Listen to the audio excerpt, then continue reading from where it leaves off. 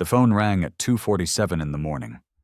Mark stared at the unknown number, his thumb hovering over the decline button. Snow swirled against the window of his one-bedroom apartment.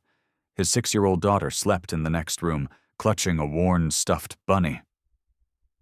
The phone kept ringing. He answered. A woman's voice came through, trembling and barely above a whisper. "Mark, it's Sarah. Sarah from Oak Creek High. Can you come get me?" He locked the door. "I'm outside and it's freezing and I don't have anywhere to go." He looked at his sleeping daughter, then at the blizzard outside. Before we continue, I'd love to know where you're listening from today. Drop your city or country in the comments. And if you're new here, consider subscribing so you don't miss what happens next. 3 hours earlier, Mark had come home from a 10-hour shift fixing engines at a grim auto repair shop. His hands still smelled like grease and oil. The apartment was dark, except for the television's blue glow, where his daughter, Lily, had fallen asleep on the couch. Her small body curled around a bunny so old its fabric had worn thin in patches. He stood in the doorway for a moment, watching her breathe. She was 6 years old, and she was everything he had. Mark lifted her gently, careful not to wake her, and carried her to the bedroom.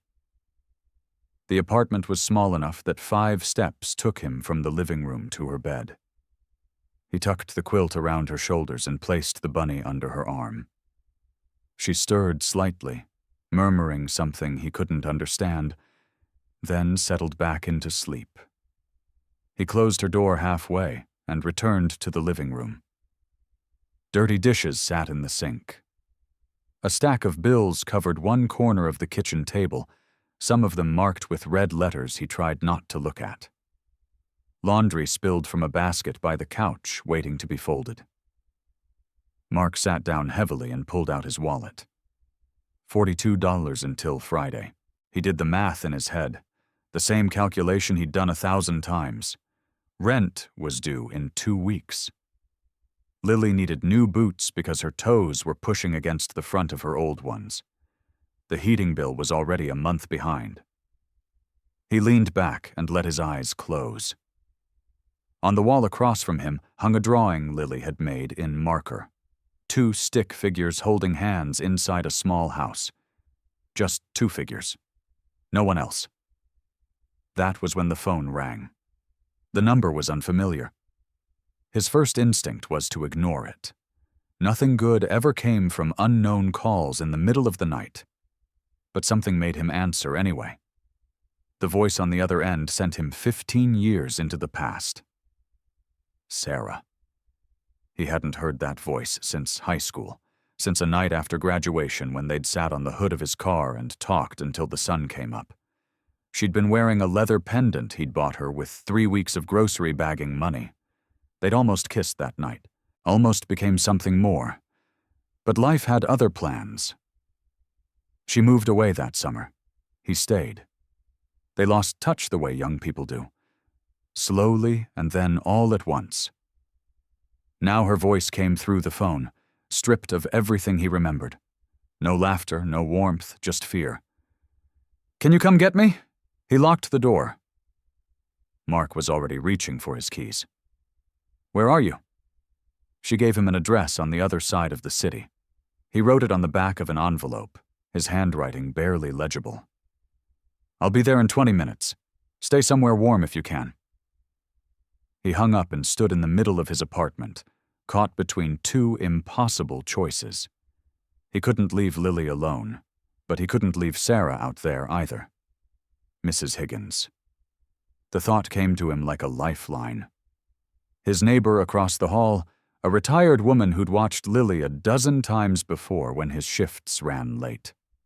He knocked on her door, apologizing for the hour, explaining only that there was an emergency. She asked no questions, just pulled on her shawl and shuffled across to his apartment. Mark drove through streets that were empty, except for the snow. His wipers could barely keep up with the flurry. At red lights, he caught himself gripping the steering wheel so hard his knuckles ached. He found her at a bus shelter near her address, huddled under the plexiglass that did almost nothing to block the biting wind. She was freezing, wearing only a thin cardigan and jeans. When his headlight swept across her, he saw the bruise on her cheekbone, dark and swollen. She got into his car without a word. Melting snow dripped from her hair onto the seats. Her hands were shaking, and not just from the cold. Mark pulled off his heavy coat and handed it to her. She wrapped it around her shoulders like armor. For several minutes, neither of them spoke. The only sounds were the wind on the roof and the rhythm of the wipers. Then Sarah reached out and touched something hanging from his rear-view mirror, a thin leather pendant tarnished with age. "You still have it," she said, her voice barely above a whisper. "It reminds me of simpler times." She let go of the pendant and turned to look out the window. "I'm sorry, Mark. I didn't know who else to call. My family's gone. My friends, he made sure I lost them all. Your number was the only one I still remembered by heart." He didn't ask who he was. The bruise on her face told him enough. They pulled up to his apartment building. The snow had softened to a steady drift. Mark cut the engine but didn't move to get out. "It's small," he said, staring at the building's front door. "Really small, and I've got a kid, so it's not quiet, but there's still room if you need it." Sarah shook her head slowly. "I can't do that to you. You have your own life, your own problems." "Sarah, it's almost 3 in the morning. You're bleeding. We'll figure the rest out tomorrow." She looked at him, then really looked, and something in her expression cracked open. She nodded once and followed him inside. The apartment was dark when they entered. Mrs. Higgins had dozed off in the armchair, and she woke with a start when the door opened. Mark thanked her quietly, promised to explain later, and walked her back across the hall. When he returned, Sarah was standing in the middle of his living room, dripping onto the worn carpet. She looked lost, like she wasn't sure if she was allowed to exist in this space. A small voice came from the hallway. "Daddy." Lily stood in her bedroom doorway, clutching Mr. Hops against her chest. Her eyes were wide and fixed on the strange woman in their home. Mark walked over and crouched down to her level. "Hey, baby, why are you awake?" "I heard voices." Lily's gaze didn't leave Sarah. "Who is she?" "She's a friend. She needs help." He smoothed a hand over Lily's messy hair. "Remember what we talked about? When someone needs help and we can help, what do we do?" Lily thought about it, her small face serious. "We help." "That's my girl." Lily studied Sarah for another long moment. Then she walked over, her bare feet patting softly on the carpet, and held out her stuffed bunny. "You can borrow Mr. Hops. He helps me when I'm sad." Sarah dropped to her knees so she was at eye level with the child. Her hands trembled as she accepted the worn bunny. Tears spilled down her cheeks, mixing with the melted snow that still clung to her skin. "Thank you, sweetheart," she managed. "Thank you so much." Lily nodded with the gravity of someone who understood that some things were too important for words. Then she looked up at her father. "She can stay, Daddy. There's room." Mark felt something shift in his chest, a door opening that he'd kept locked for a long time. He looked at his daughter, then at Sarah, then at the tiny apartment that could barely contain 2 people, let alone 3. But Lily was right. There was room. The first 3 days were an exercise in careful navigation. Mark gave up his bed and moved to the couch, insisting that Sarah take the bedroom with Lily. The apartment had never felt so small. Every morning, 3 people rotated through one bathroom. Every evening, 3 plates crowded onto a table built for 2. Sarah flinched at sudden noises. The first time Mark dropped his wrench on the counter, she jerked backward so violently she knocked over a glass of water. She apologized over and over while cleaning it up, her hands shaking against the paper towels. Mark pretended not to notice. He knew that acknowledging it would only make it worse. Lily watched everything with eyes that missed nothing. She didn't ask questions about why Sarah jumped at loud sounds, or why she sometimes stared at the locked front door like she expected it to burst open. But Mark saw the way his daughter observed, processing information she was too young to fully understand. On the third evening, Mark came home from work to find Lily at the kitchen table with her markers. She was drawing with intense concentration, her tongue poking out slightly from the corner of her mouth, the way it always did when she was focused. He looked over her shoulder at the picture. 3 stick figures inside a house shape. But the third figure, the one with long hair like Sarah, stood outside a window looking in. "That's a nice picture, baby," Mark said carefully. "Can you tell me about it?" Lily shrugged without looking up. "It's our house." "I see that. But why is she outside?" His daughter finally met his eyes. "I don't know if she's staying." The words hit Mark somewhere deep. He understood then that Lily was protecting herself, building walls around her heart before they could be broken again. Her mother had left when she was 2 years old. One morning she was there and the next she was gone, leaving behind only a worn bunny and a silence that Mark had never fully explained. Now his daughter was bracing for another departure. That night after Lily was asleep, Mark sat alone in the kitchen staring at the bills that never seemed to shrink. Rent was still due in 11 days. His $42 had become 27 after gas to get to work. Adding another person to the household meant more food, more electricity, more water. Numbers that didn't add up no matter how many times he calculated them. Sarah appeared in the doorway. She'd showered and changed into clothes they'd bought at a thrift store, since she'd left her home with nothing but what she was wearing. Her bruise had faded to yellow at the edges, but it was still visible in the dim light. "You should be sleeping," he said. "Can't." She sat down across from him. "I saw Lily's drawing." Mark didn't respond. "I'm making things harder for you," Sarah continued. "I can see it in those bills. I can see it in how tired you look. I was tired before you got here. Mark, don't pretend this isn't a burden." He set down the bill he'd been holding. "What do you want me to say? That this is easy? It's not. But that doesn't mean I regret it." Sarah looked down at her hands. "I need to do something. I can't just sit here and think all day. Let me help around the house at least. Cooking, cleaning, whatever. I need to be useful." Mark thought about arguing, about telling her she didn't owe him anything. But he recognized the desperation in her voice. It wasn't about repaying a debt. It was about feeling like she still existed, like she still had purpose. "Okay," he said, "but only if you want to." The next morning, Mark woke to the smell of eggs and toast. Sarah was in the kitchen moving with a quiet efficiency that suggested she'd been up for hours. Lily sat at the table watching her with the same careful observation she'd been practicing all week. "Miss Sarah makes eggs different than you, Daddy," Lily announced when Mark emerged from the couch. "Better or worse?" His daughter considered the question with great seriousness.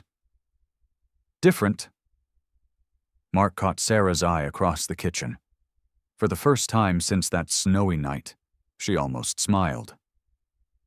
The days began to develop a rhythm. Mark went to work. Sarah cleaned the apartment until it gleamed, then started on small repairs he'd been putting off for months. A squeaky cabinet hinge, a bathroom faucet that dripped. Tasks she said she'd learned from watching videos during long hours alone in her old house. Lily remained cautious, but her walls were developing cracks. On the 5th day, Sarah found her drawing at the kitchen table and asked if she could sit down. "You're really good at this," Sarah said, studying the marker landscape Lily was creating. "Can you teach me?" Lily's eyebrows rose. It was clear that adults didn't usually ask children to teach them things. She handed Sarah a blue marker with the gravity of a surgeon passing a scalpel. "You have to stay inside the lines," Lily instructed, "but not too much. A little bit outside is okay because it makes it look more real." They drew together in silence for a while. Then Lily spoke without looking up from her paper. "Miss Sarah, do you have a mommy?" Sarah's hand stilled over her drawing. "I did. She passed away a few years ago." "My mommy went away too." Lily pressed harder with her yellow marker, filling in a sun. "But she didn't die. She just left." The air in the room felt heavier. Sarah searched for the right words and found none. Lily kept coloring. "Are you going to leave too?" Sarah set down her marker and turned to face the little girl. "I don't want to, but sometimes grown-ups have to do things they don't want to. That's what Daddy says about work." "Your daddy is a smart man." Lily finally looked up. "If you stay, you can keep borrowing Mr. Hops, but only if you stay." That evening, after Lily had gone to bed, Mark and Sarah sat on the couch while snow tapped against the windows. A gentler snow than the storm that had brought her here, but snow nonetheless. "She asked if I was going to leave," Sarah said quietly. Mark nodded. "She asks me that about everybody, the mailman, her teacher, Mrs. Higgins across the hall." "What do you tell her?" "The truth, that some people stay and some people go, and we can't always control which is which." Sarah turned to look at the leather pendant still hanging from his keys on the hook by the door. "I should have chosen you, Mark. Back then, after graduation, I was stupid to let us drift apart. We were kids. We didn't know anything. You knew enough to be kind." Her voice cracked slightly. "I forgot what that felt like until now." They sat in the darkness, not touching but closer than they'd been in 15 years. Something unspoken passed between them, an acknowledgement of a road not taken that might finally have a second chance. On the 8th day, Mark came home from work to find an unfamiliar car parked in front of his building. He noticed it immediately because he noticed everything about his surroundings now. A week of being on edge had sharpened his senses. He scanned the street, the sidewalk, the windows of his building. Nothing seemed out of place. But as he climbed the stairs to the 3rd floor, he heard shouting. A man's voice, loud and angry, echoing through the hallway. "Sarah, I know you're in there. Open the damn door." Mark took the remaining stairs 2 at a time. When he rounded the corner, he saw a man in an expensive wool coat pounding on his apartment door. Broad shoulders, hands that looked like they knew how to hurt. Richard. It had to be. "Hey." Mark kept his voice steady as he approached. "You need to leave." Richard spun around. His face was red with rage, but there was something calculated in his eyes that told Mark this man was dangerous in more ways than one. "Who the hell are you?" Richard demanded. "This is between me and my wife." "Not anymore. She's not going anywhere with you." Richard stepped closer, close enough that Mark could smell alcohol on his breath. "You think you can take what's mine?" "She's not yours." Mark didn't back away. "She's not anybody's property. Now leave before I call the cops." Richard shoved him hard in the chest. Mark stumbled backward, but kept his footing. Every instinct screamed at him to fight back, to make this man understand with his fists what words couldn't convey. But he thought of Lily.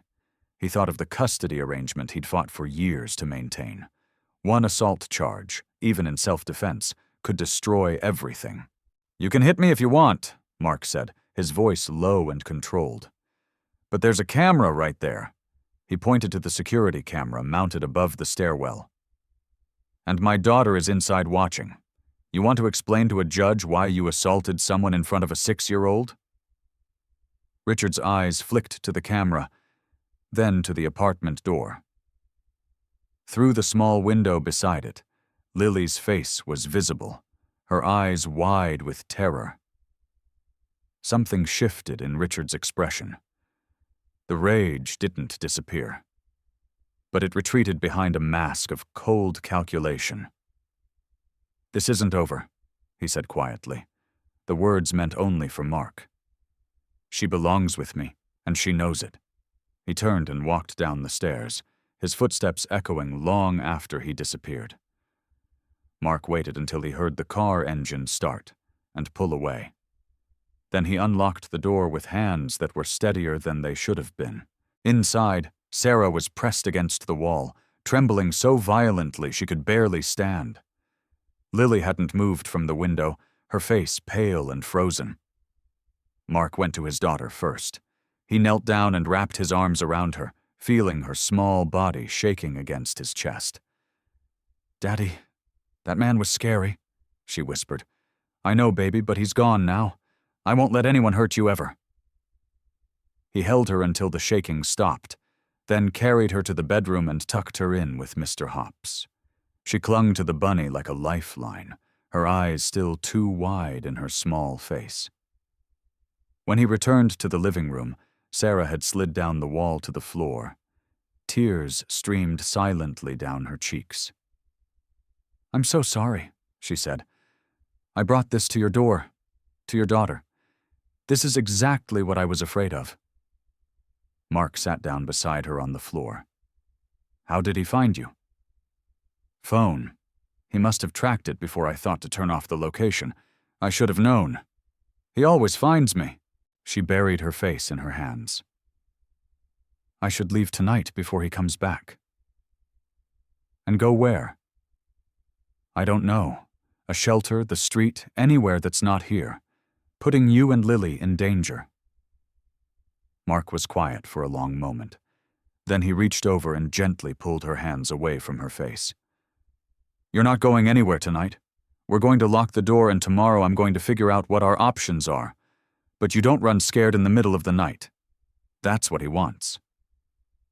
Sarah stared at him like he was speaking a language she'd forgotten how to understand.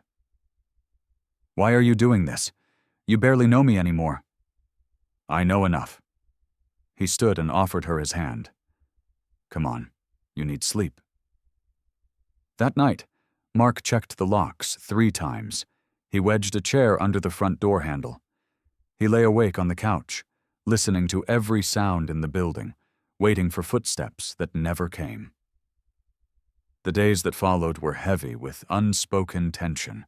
Mark called in favors he didn't have, reaching out to everyone he knew for any kind of help. A coworker mentioned a lawyer who did pro bono work through a domestic violence shelter. Mark got the number and made an appointment. But at home, things were fracturing. The stress was getting to him in ways he couldn't hide. His shifts felt longer.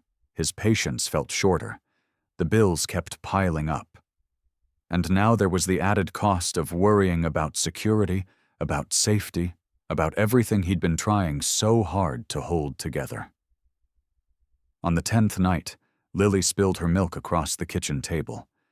It soaked through her homework, turning careful pencil marks into gray smudges. "Lily!" Mark's voice came out sharper than he intended, loud enough to make both Lily and Sarah flinch. "Can't you be more careful?" The moment the words left his mouth, he wanted to take them back. Lily's face crumpled. She didn't cry, which was somehow worse. She just went very still, then slid off her chair and walked to her bedroom without a word. The door closed with a soft click that felt louder than any slam. Mark stood there staring at the spreading puddle of milk, hating himself. Sarah silently got a towel and began cleaning it up. She didn't look at him, didn't say anything, and her silence was its own kind of judgment. Later, after the milk was cleaned and the apartment was quiet, Mark crept into Lily's room. She was curled on her side. Mr. Hops clutched against her chest, her eyes closed, but her breathing too uneven for sleep. He sat on the edge of her bed and put his hand on her shoulder. "I'm sorry, baby," he whispered. "Daddy's just tired." But that's not an excuse. I shouldn't have yelled at you. Lily didn't respond. Maybe she was asleep after all. Or maybe she just didn't have words for what she was feeling. Mark stayed there for a long time, his hand on his daughter's shoulder, wondering when he'd become the kind of father he'd promised himself he'd never be. The next morning, Sarah was quieter than usual. She moved through the apartment like a ghost, avoiding eye contact with Mark. He knew what she was thinking because he was thinking it too. This wasn't working. Something had to give. But he didn't know what, and neither did she. So they said nothing, and let the silence grow. On the 12th day, Mark came home to find Sarah on the phone speaking in hushed tones. She hung up quickly when she saw him. "Who was that?" "A shelter downtown. They have a bed available starting next week." Mark felt something cold settle in his chest. "You're leaving?" "I'm thinking about it." Sarah couldn't meet his eyes. "Mark, look at what's happening. You yelled at Lily. You haven't slept properly in days. You're falling apart, and it's because of me." "It's not because of you." "Then why?" She finally looked up, her eyes red-rimmed. "Why is everything falling apart?" He didn't have an answer. Maybe because everything had been falling apart long before she arrived, and her presence had just made it impossible to ignore anymore. That afternoon, Lily drew another picture. Mark found it on the kitchen table after his daughter had gone to bed. 2 stick figures inside a house, a third figure outside the door. Back turned, walking away. He stared at it for a long time. At 2 a.m, unable to sleep, Mark walked to the bedroom door and pushed it open a crack. Sarah was awake, sitting up against the headboard, staring at nothing. Lily slept beside her, Mr. Hops tucked under her chin. Sarah saw him and put a finger to her lips. She carefully extracted herself from the bed and joined him in the hallway. "I saw Lily's picture," she said quietly. "So did I. She's waiting for me to leave. She's already grieving it." Mark leaned against the wall. "What do you want to do?" "I don't know what I want anymore. I only know what I don't want." Sarah's voice was barely audible. "I don't want to hurt that little girl. I don't want to hurt you. But staying seems to hurt everyone, and leaving seems to hurt everyone, and I don't know how to exist in a world where every choice causes pain." She was crying now, silent tears that she wiped away impatiently. "The shelter called back today," she continued. "They can take me tomorrow if I want. They have resources, legal aid, job placement, everything I need to start over." "Is that what you want? To start over somewhere else?" Sarah closed her eyes. "I want to not be a burden. For once in my life, I want to stand on my own 2 feet without dragging someone else down with me." Mark understood. He hated it. But he understood. She wasn't running away from him. She was running towards something she'd never had, an identity that wasn't defined by the men around her. "If that's what you need," he said slowly, "then you should go." She opened her eyes. Something in them broke. "You're not going to fight for me to stay?" "Is that what you want me to do?"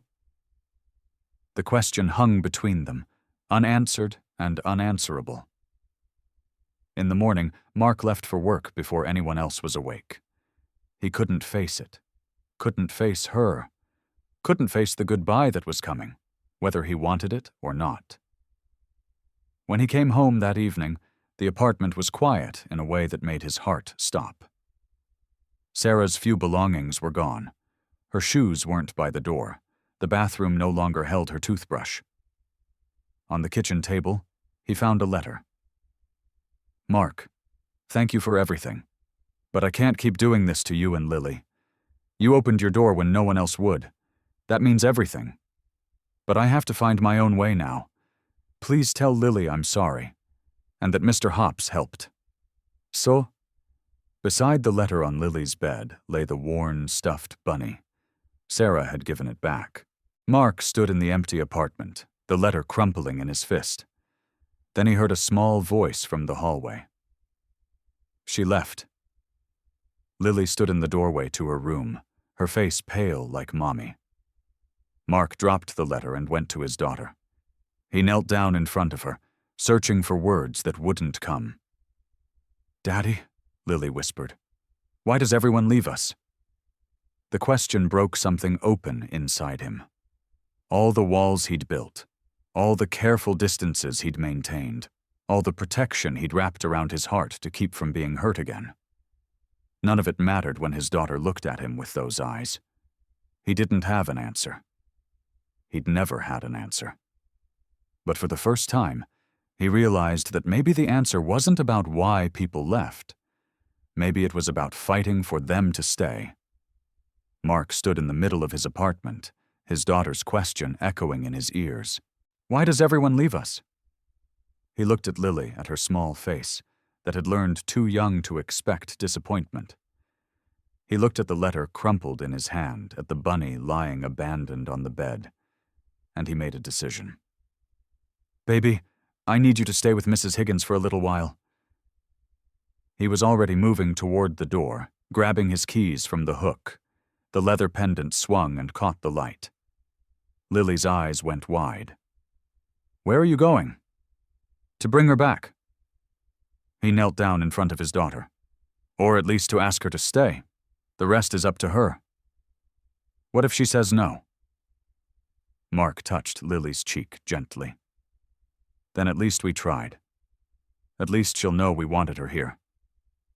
He knocked on Mrs. Higgins's door, explained he had an emergency, and was in his car within 3 minutes.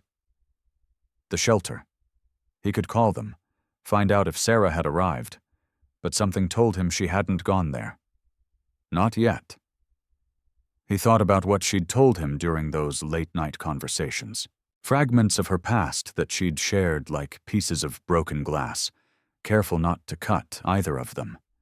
Her mother, who died 3 years ago. The lakeshore park where they used to go when Sarah was young. "The water helps wash away the bad thoughts," her mother used to say. Mark drove toward the lake. The park was nearly empty in the fading afternoon light. A few joggers on the path, a man walking his dog, and there on a bench facing the gray, icy water, a woman with a duffel bag at her feet. Mark parked and walked toward her. His footsteps crunched on the frozen gravel path, loud enough that she heard him coming. She didn't turn around. He sat down on the bench beside her. The lake moved slowly past them, steel gray and quiet. "You should be with Lily," Sarah said without looking at him. "Mrs. Higgins is with her. She'll be fine for an hour." Sarah kept her eyes on the water. "How did you know I'd be here?" "You told me about this place, about your mother." She nodded slowly, as if she'd forgotten she'd shared that piece of herself. "I used to come here when I was a kid, whenever things got bad at home, before it got worse, before Richard." She finally turned to look at him. Her eyes were red but dry. "I can't keep being your problem, Mark. You're not my problem." He held her gaze. "You're my choice." The words hung in the air between them. Sarah shook her head. "You don't know what you're choosing. Richard won't stop. He'll keep coming. He'll make your life hell. He'll use Lily against you if he can." "I talked to that lawyer, the one from the shelter." Mark reached into his jacket and pulled out a business card worn at the edges from being handled too many times. "She says we can file for a restraining order. It won't be quick and it won't be easy, but it's a start." Sarah stared at the card like it was written in a language she couldn't read. "You did that?" "I did that for us, all 3 of us. There is no us, Mark. There's you and Lily, and I'm just someone who crashed into your life because I had nowhere else to go." Mark turned on the bench so he was facing her fully. "You want to know why I still have that pendant? The one from graduation?" Sarah didn't answer. Because it reminds me of the last time I let something good slip away without fighting for it. I was 17 years old and I thought I had all the time in the world. I thought if something was meant to be, it would just happen. He shook his head. I'm not 17 anymore, and I'm done waiting for things to just happen. What are you saying? I'm saying that my apartment is too small, my bank account is too empty, and I've got a little girl who's already had her heart broken once. He reached over and took Sarah's hand. She flinched but didn't pull away. But she drew a picture this morning. You want to know what it was? Sarah shook her head. 2 people in a house, and a third person walking away. Mark squeezed her hand gently. She's already grieving you, Sarah. She's already convinced herself you're gone. And when I asked her why everyone leaves, I didn't have an answer. I've never had an answer. But I'm tired of not having answers. I'm tired of letting people walk away because fighting for them is hard. Sarah's composure finally cracked. Tears spilled down her cheeks, and she didn't wipe them away. If you stay, Mark continued, we'll figure it out together.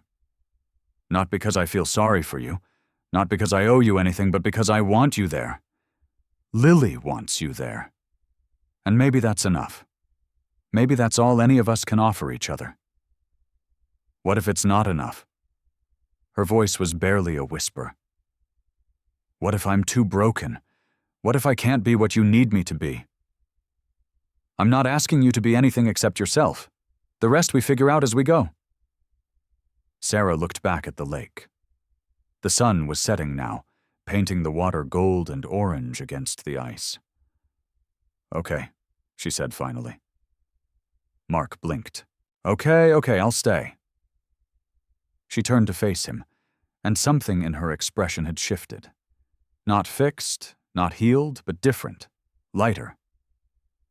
But I'm paying rent as soon as I get a job, and I'm filing for divorce, and I'm not going to be some damsel you rescued. I'm going to stand on my own feet, even if I have to learn how. Mark felt a smile tugging at the corner of his mouth. Deal. They sat there for a while longer, watching the sun sink below the horizon. Then Mark stood and offered her his hand. Come on. There's a little girl at home who needs to know you're not leaving. Sarah took his hand and let him pull her to her feet. She picked up her duffel bag and followed him to the car. The drive back was quiet, but it was a different kind of quiet than before. Not heavy with unspoken words, but light with things that didn't need to be said. When they walked through the apartment door, Lily was sitting on the couch with Mrs. Higgins pretending to watch television, but her eyes went straight to Sarah, wide and uncertain. Sarah set down her bag and walked over to the couch. She knelt down so she was at eye level with Lily. I'm sorry I left, she said. That wasn't fair to you. Lily clutched Mr. Hops tighter. Are you going to leave again? I don't want to, but I can't promise that bad things won't happen. I can only promise that I'll try my best to stay. Sarah reached out and gently touched Lily's cheek. Is that okay? Lily considered this with the seriousness of a judge weighing evidence. Then she held out the bunny. You forgot Mr. Hops. Sarah took the bunny and held it against her chest. Thank you for keeping him safe for me. That night, after Mrs. Higgins had gone home and Lily was asleep, Mark and Sarah sat on the couch in the darkness. The apartment was still too small. The bills were still piled on the table. Nothing had really changed, and yet everything had. Thank you for coming to find me, Sarah said quietly. Thank you for answering the phone that night. She leaned her head against his shoulder. He put his arm around her. Outside, the city hummed with its endless noise. But inside the apartment, there was peace. 3 weeks later, Lily presented Mark with a new drawing. 3 stick figures inside a house, all of them smiling, and above the door, in careful marker letters, one word: home. Mark looked at his daughter, then at Sarah, who was washing dishes and humming a song he didn't recognize. Ordinary, simple, and perfect because of it. "This is beautiful, baby," he said. Lily nodded with complete confidence. "I know." That night, long after everyone should have been asleep, Mark stood at the window looking out at the city lights reflecting off the snow. Sarah came up beside him. "There's still room, you know," he said softly. "Not just in the apartment." Sarah took his hand and interlaced her fingers with his. "I know," she said. Outside, the city sprawled, endless and indifferent. But in one small apartment on the 3rd floor, a light stayed on. A single point of warmth in the darkness. A family that had chosen each other. A home that had room enough for 3. Moral of the story.